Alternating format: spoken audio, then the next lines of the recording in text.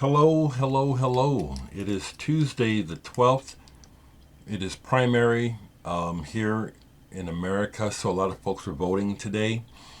I'm an independent, so I don't get to vote. I'm definitely not a Democrat. I'm definitely not a Republican. It's so hopelessly broken, so if someone wants to give me shit about not being a Democrat, fuck off. It's fucked. It's so fucked up. Anyway, I just finished my bass lesson with my student in over in the Netherlands,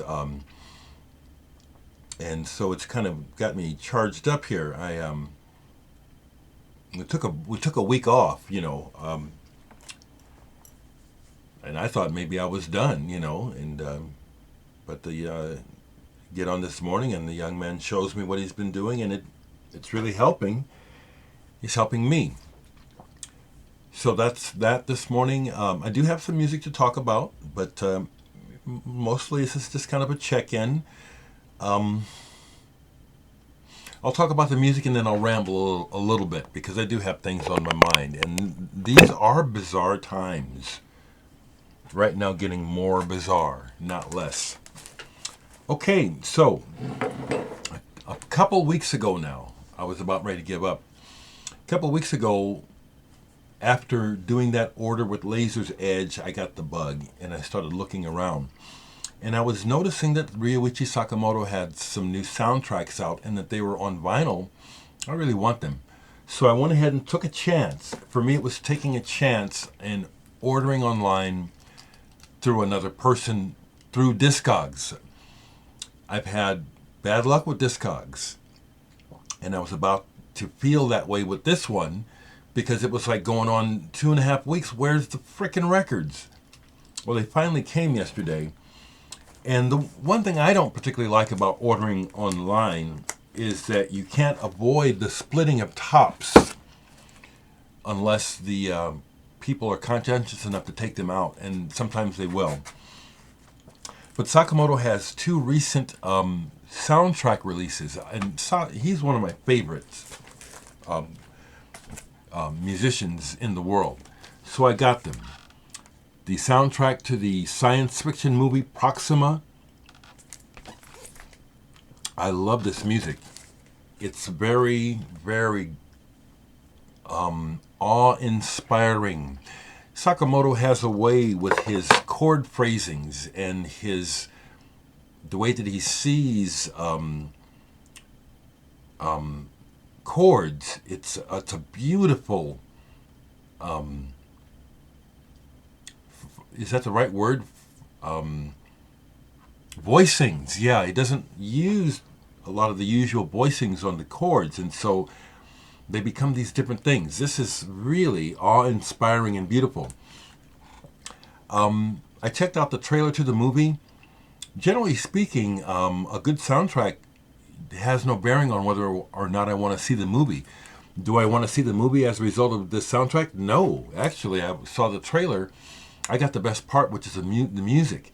Most movies and most everything is the same old shit, the same drama, the same human drama, the same things, happiness, heartache, love, hate, despair. I'm not entertained by it. Play me the soundtrack. I'm not entertained by drama.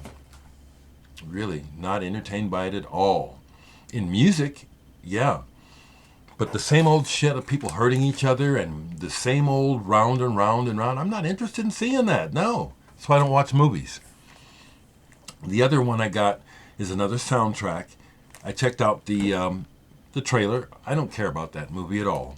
The Staggering Girl. This is the sound.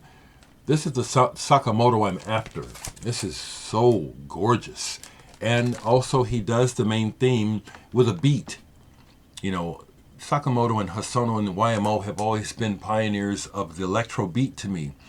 The way that they do it is so ahead of everybody else. I don't know how else to put it. Their understanding of the subtlety of electronic rhythm is, to me, still mind-blowing. And so on side 2 here, Sakamoto dusts it off, and we hear a new electro version of one of the main themes on here. Just gorgeous. I was really pleased that it comes in a nice, see how it's embossed or debossed, or however you see the letters are raised on it. And then when I opened it, I wasn't expecting this. It's on a beautiful green vinyl. I do enjoy those little things about record collecting, but it's not necessary. There was a time when I really wanted to. Oh, I got to get the colored vinyl now. If it happens, it's cool, but it's the music first. And this is awesome. This is just what I'm looking for. I was talking about yesterday how I love beauty. That's the main thing I'm looking for in music. That's why I'm drawn to Sakamoto. He creates such subtle beauty with his music and his playing. Love it, love it, love it. I broke this out yesterday. I hadn't played it forever. And the parts of it that are corny are cornier than shit, but the parts that are good are still very strong. Rick Wakeman's Six Wives of Henry VIII. The majority of this album, I think, is kick-ass. You know, when he does the barroom thing, you know, the little asides for humor, I understand that, but it doesn't entertain me. I always take it off. This is a great old album, Rick Wakeman. Another old album that I listened to after watching the Wrecking Crew documentary. I finally got to see the whole documentary because I don't have Netflix. I don't do any subscriber shit. I avoid Amazon like the plague. Amazon is the enemy. You know, the guy, it's too big. It is. So I do my best to not give Amazon my money. And I don't spend all day looking at the tube. I don't. But I watched the Wrecking Crew documentary. Wonderful. Wonderful. Those guys did. They created the sound of the world we live in, basically. But it got me to pull my Pet Sounds by the Beach Boys. This is a German pressing, 1966 German pressing. And this album is what they say it is. That they're not overstating. Some people want to have a problem with the way that people go goo-ga over Pet Sounds and Sgt. Pepper's. They deserve it. Let me see you do it. That's what I have to say about it, because many people tried and failed. Okay? Pet Sounds is amazing. It's in the other room, but I do look for new music, and I found a group from the Middle East, it's something like that, and it really caught my attention. It's funky, but it's also got the Middle Eastern folk thing, really heavy. It was really good. I'll have to look it up and try to tell you. I caught it on the internet. I listen to music all over the world. I am Eurocentric in many ways in my listening tastes because of my history, but I am interested in the entire world of music. I am. But yeah, I'm a Canterbury. That's probably my ground zero.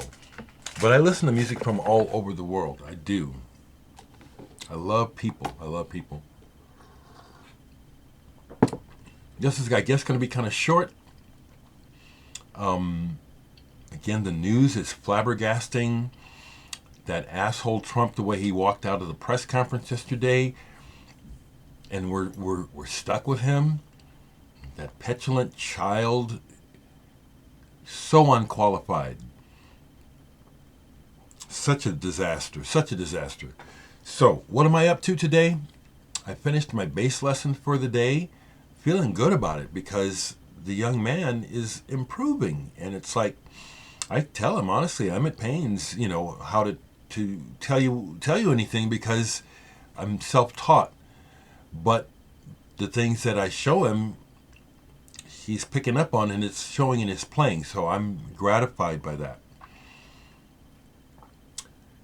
Going to be watching the news, of course, today with the primary, with this being a political day. But I'll tell you what, folks, we just really need to I don't know what we need to do. Because we're living in the twilight zone right now, and our leaders are failing us because of materialism. They're too worried. They're too worried about holding on to wealth. That's what I see. They're so worried about holding on to wealth that they're missing the picture here. Life is the issue here, and yet they're focused on the money. Nothing wise or self-actualized. There's nothing wise or mature about that. So, I drank my coffee, do my little bit of housework and yard work. I did some more cleaning. Because I own this house, there's a million things to need to be done. And since I can't really do much of anything else, I'm starting to do them. And that's a good thing. So we'll see what other little projects I can fix up in the house today. Have a good day, y'all.